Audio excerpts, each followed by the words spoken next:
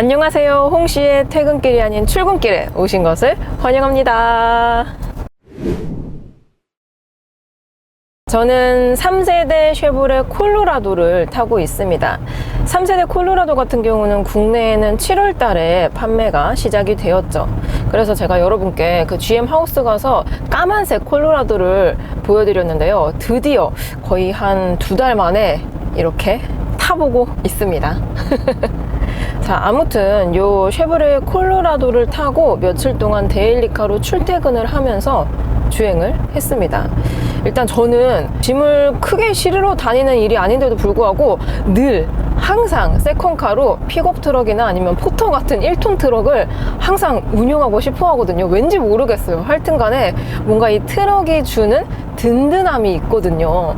그리고 실제로 지금 제가 타고 있는 콜로라도라든지 아니면 해외에는 요거보다 조금 더 큰 사이즈의 실버라도도 있는데요. 이런 픽업 트럭을 선택하시는 분들이 물론 뭐 목적성에 따라서 필요하니까 구매를 하시겠죠. 근데 필요함도 있지만 이 웅장한 외관에서 주는 디자인, 덩치 이런 것 때문에 구매하시는 분들도 상당히 많으시다고 합니다. 그래서 나는 딱히 뭐 짐도 없고 뭐 캠핑 레저도 잘 안 다니는데 그냥 이 픽업 트럭이 가지고 있는 웅장함과 뭔가 이 포스감이 좋아서 탄다 하시는 분들도 꽤 계시더라고요.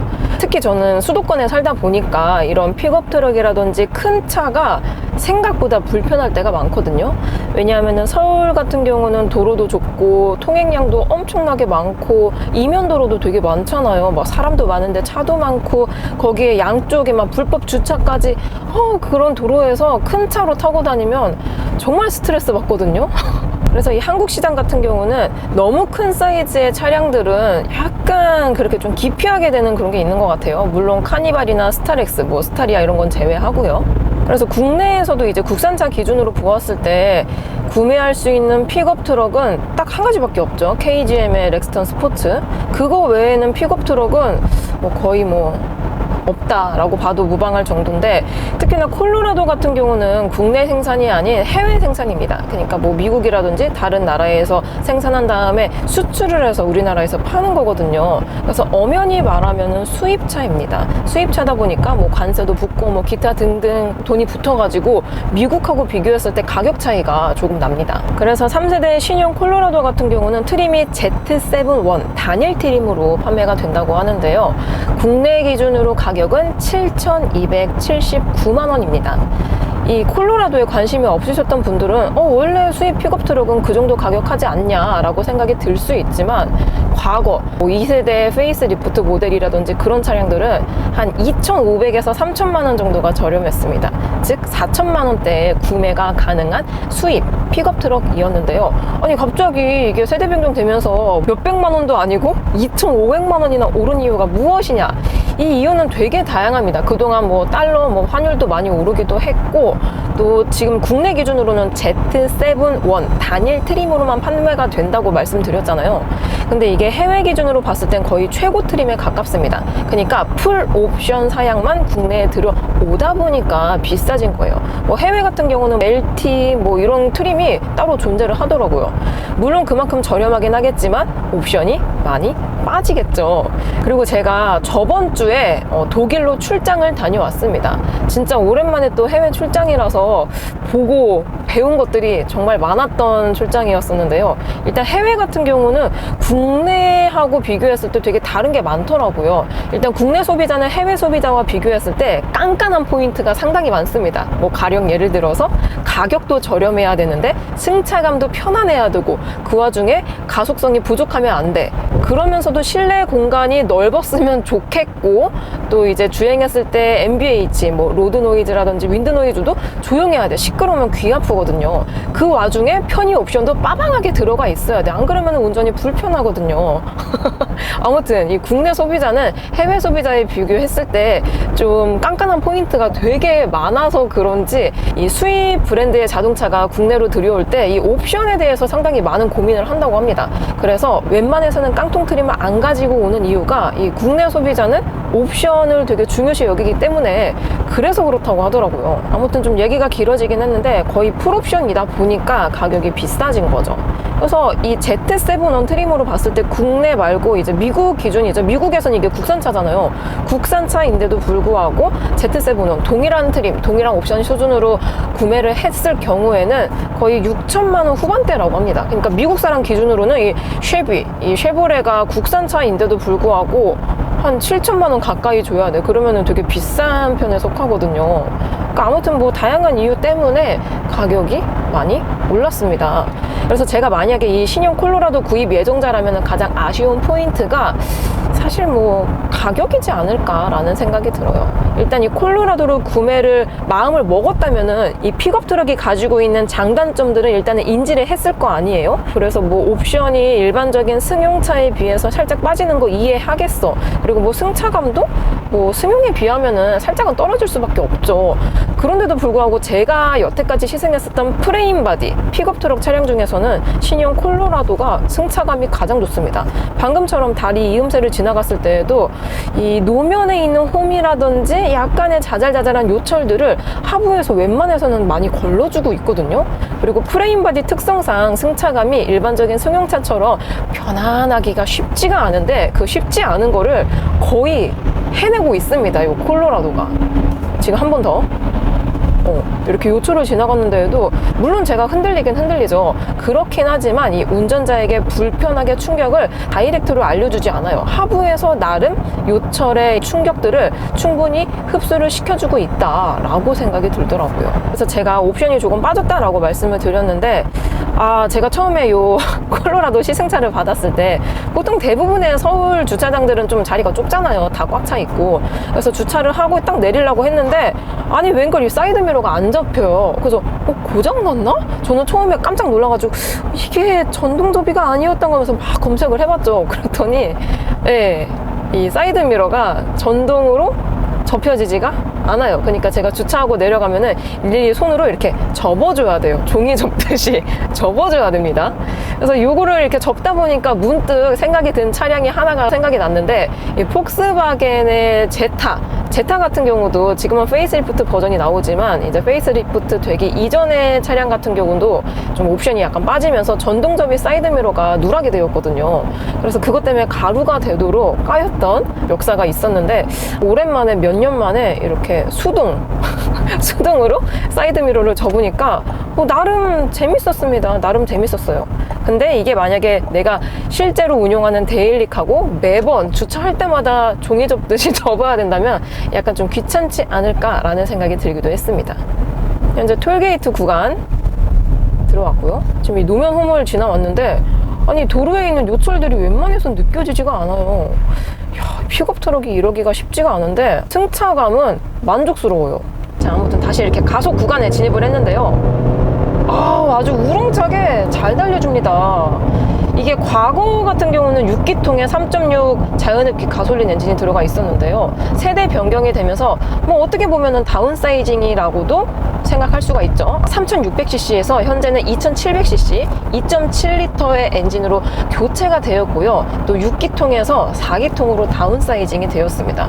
뭐 일반적인 차량에 비하면 2.7 가솔린 터보 엔진이면 다운사이징이라고 하긴 애매한 느낌이 있지만 이전 버전과 비교했을 때는 확실히 다운사이징이 맞고요. 그래서 요것 때문에 약간의 좀 아쉬움이 있을 수 있겠다라는 생각이 들지만 수치상으로 봤을 때는 요 4기통짜리 엔진이 과거와 비교했을 때 마력이라든지 토크가 좀 더 높습니다. 근데 제가 사실 요 구형 콜로라도를 시승을 못 해봤거든요. 그래서 뭐 자세한 비교를 하기에는 조금 어려움이 있겠지만 일단 이 3세대 콜로라도 같은 경우는 가속감에 있어서는 전혀 부족함이 없습니다. 특히 콜로라도는 이 트레일러에 관한 옵션들이 상당히 많거든요. 가령 좌측에 트레일러를 걸었을 때 이 뒷바퀴, 그러니까 피견인축의 브레이크도 약간 조절을 할 수가 있고요. 또 기능들이 되게 많거든요. 이렇게 하부 모니터링 시스템도 들어가 있습니다. 요거는 뭐 오프로드를 갔을 때 조금 더 유용하게 사용할 수 있는 기능이고요. 지금 이렇게 막 뒷바퀴와 앞바퀴가 이렇게 돌아가는 거 보이시죠? 그리고 360도 어라운드 뷰도 이렇게 들어가 있기 때문에 차체가 뭐 국내 기준으로는 약간 큰 편에 속하기는 하지만 이런 다양한 카메라 모니터링 시스템이 있어서 그런지 운전이 불편하다고 느껴지진 않았고요. 추가적으로 주차를 했을 때에도 크게 불편한 요소가 없었습니다. 그리고 트레일러를 걸었을 때 뒤에 히치라든지 아니면 뭐 트레일러가 잘 따라오고 있는지 이런 것들도 가이드라인으로 보여주고 있기 때문에 내가 캠핑을 좋아한다, 특히 나는 카라반이 있다 하시는 분들은 콜로라도가 가장 좋은 선택지가 되지 않을까라는 생각이 들어요. 참고로 신형 콜로라도의 견인 능력은 최대 3.4톤까지 가능하다고 합니다. 반올림하면 한 3.5톤도 가능해요. 그러니까 웬만한 캠핑용 카라반은 견인을 할 수가 있는 거죠. 그리고 그 외에도 4x4 시스템을 사용하고 있기 때문에 지금 저는 연비 효율을 위해서 EWD, 이제 후륜구동으로 가고 있긴 하지만 기어 레버 좌측에 보시면 다이얼 있거든요. 이 다이얼을 이용해서 4륜 하이, 4륜 로우로도 바꿀 수가 있고요. 또 오토 모드가 있습니다. 오토 모드는 노면 상태에 따라서 알아서 구동력을 바꿔주기 때문에 지금처럼 이렇게 노면이 건조한 날씨 말고 약간 뭐 비가 왔다거나 노면이 살짝 안 좋은 날, 그런 날은 오토 모드로 설정을 해두고 다니시면 차가 알아서 구동력을 보완을 해주기 때문에 안전하게 다닐 수 있을 것 같아요. 전방에 약간의 코너 구간이 있습니다. 이렇게 코너 구간을 갔을 때에도 핸들링이 나름 민첩한 편에 속하기 때문에 이게 지금 전장이 5.4m거든요. 5.4m면은 뭐 긴 편에 속하죠. 그런데도 불구하고 핸들링이 민첩하게 잘 따라와주는 편이기 때문에 코너를 지나갔을 때에도 핸들링이 어렵다거나 혹은 불편하다고 느껴지진 않습니다. 근데 제가 이 영상 초반에 제가 타봤었던 프레임 바디 픽업 트럭 중에는 이 신형 콜로라도의 승차감이 가장 좋다라고 말씀을 드렸는데요. 대신 방금처럼 이 곡선 구간이 조금 심한 구간에서는 살짝의 롤링이 있기는 합니다. 물론 저는 지금 이 적재함에 아무것도 안 실은 상태이긴 해요. 만약에 짐을 조금 실었을 경우에는 조금 더 묵직한 밸런스를 가지고 있기 때문에 무게중심이 좀 더 안정적으로 잘 잡혀서 나가지 않을까라는 생각이 들지만 공차 기준으로는 코너에서는 살짝의 롤링이 발생이 됩니다. 그렇다고 이게 불안하다고 느껴지는 수준까지는 아닌 것 같아요. 그리고 요즘 신차들이 대부분 그렇긴 하지만 이 신형 콜로라도도 무선 폰 프로젝션 사용이 가능합니다. 그래서 지금 제가 이 애플 카플레이를 실행을 시켜둔 상태인데요. 진짜 옛날에 비하면은 이런 것도 너무 좋은 것 같아요. 옛날에는 일일이 막 유선 시스템이다 보니까 선 꼽고 뭐 선 불량일 경우에는 이거 왜 안 돼 해서 짜증 한번 내주고 해야 되는데 요즘엔 다 무선이다 보니까 연결도 또 잘 돼요. 무선인데도. 그래서 실제로 운용했을 때 확실히 편해지는 부분들이 많은 것 같아요. 자, 이렇게 방지턱을 넘었을 때에도 제가 타봤었던 픽업 트럭 중에서는 가장 승차감이 좋습니다. 프레임 바디 차량 중에서도 가장 좋고요. 그리고 제가 이틀 동안 이 신형 콜로라도를 타고 데일리카로 타고 다녔는데요. 뭐 물론 막히는 길 위주로 가서 그런 걸 수도 있겠지만 현재 트릭 컴퓨터상 연비가 6.1km가 나오고 있습니다. 간만에 또 이렇게 연비가 안 나오는 차량을 타고 있는데요. 신형 콜로라도의 공인 연비는 리터당 8.1km 정도가 나온다고 합니다. 근데 공인 연비보다 조금 못 나오는 느낌인 것 같기는 해요. 방금 이게 보행자 때문에 제가 옆으로 비켰지만 이렇게 카메라 모니터링 센서 ADAS가 작동이 되기 때문에 알람으로 또 앞쪽에 불빛으로 한 번 더 보여주고 있습니다. 과거와 비교하면 ADAS가 확실히 많이 적용이 되어 있어서 운전했을 때 편해지는 부분들이 많은 것 같아요.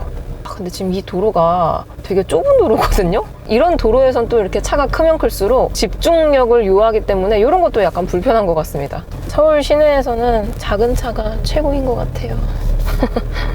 그리고 추가적으로 제가 타고 있는 시승 차량은 외장 컬러가 글로우 레드 컬러거든요. 총 6가지 중에 하나를 고를 수가 있는데 이 글로우 레드 컬러는 쨍한 레드빛이 아니고 좀 약간 와인빛에 가까운 느낌이거든요. 그러니까 제가 입고 있는 이런 새빨간 이런 색깔이 아니라 좀 와인빛에 가까운 그런 컬러라서 저는 개인적으로 이거 말고 스털링 그레이나 아니면 블랙 컬러가 신형 콜로라도와 가장 잘 어울리는 것 같더라고요. 신형 콜로라도에 적용되는 이 글로우 레드는 2세대 카니발 있잖아요. 그랜드 카니발. 그때 당시 약간 와인 색깔의 외장 컬러가 출시가 됐었거든요. 그 느낌하고 좀 흡사해요. 조금 흡사합니다. 그리고 이 신형 콜로라도에 들어가는 보스 오디오가 있는데요. 다른 브랜드의 보스 오디오와 비교했을 때 베이스의 음이 되게 좋습니다. 제가 조금만 들려드릴게요. 아무튼 음악과 함께하는 드라이브를 원하신다면은 요 보스 오디오 만족하실 것 같아요. 저는 목적지에 다 와갔기 때문에 이만 영상을 마쳐보도록 해보겠습니다. 여러분들은 퇴근 중이신가요? 오늘 하루도 정말 수고 많으셨고요. 저는 그럼 다음 리뷰 때 뵙도록 하겠습니다. 그럼 안녕. 안녕.